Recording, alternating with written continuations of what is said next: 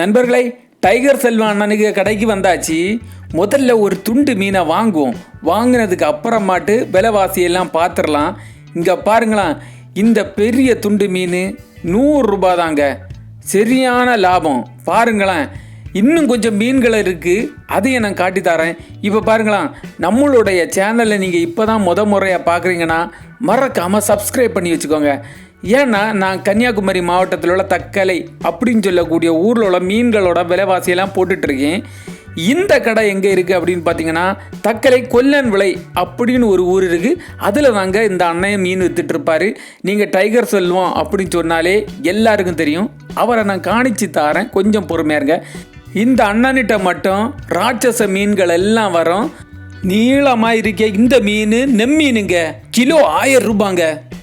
இன்னும் எடுக்கிறாங்கல்ல, இந்த வள மீன் 1000 ரூபாங்க. இந்த மீனோட மதிப்பு பல இடங்களில் 1300 ரூபா அப்படின்னு சொன்னாங்க.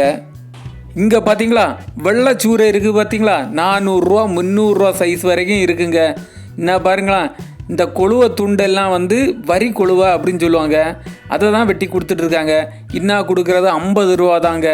ரொம்ப கம்மி விலைக்கெல்லாம் கொடுப்பாங்க பாருங்களேன்.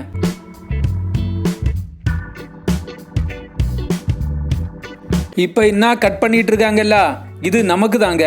வெள்ளைச்சூரே ஒரு துண்டம், கொழுவை துண்டம் ஒரு துண்டு தருவாங்க பாருங்களேன். இது 100 ரூபாங்க. இன்னைக்கு எனக்கு நல்ல லாபம். வேற எங்கேயும் இப்படி கிடைக்குமான்னு தெரியல, நீங்களே பாருங்கள்.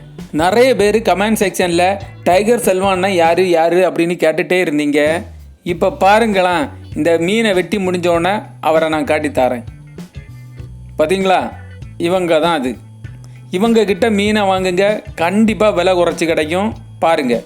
நண்பர்களே, இந்த பெரிய வரி கொழுவை ஒன்று 300 ரூபாங்க.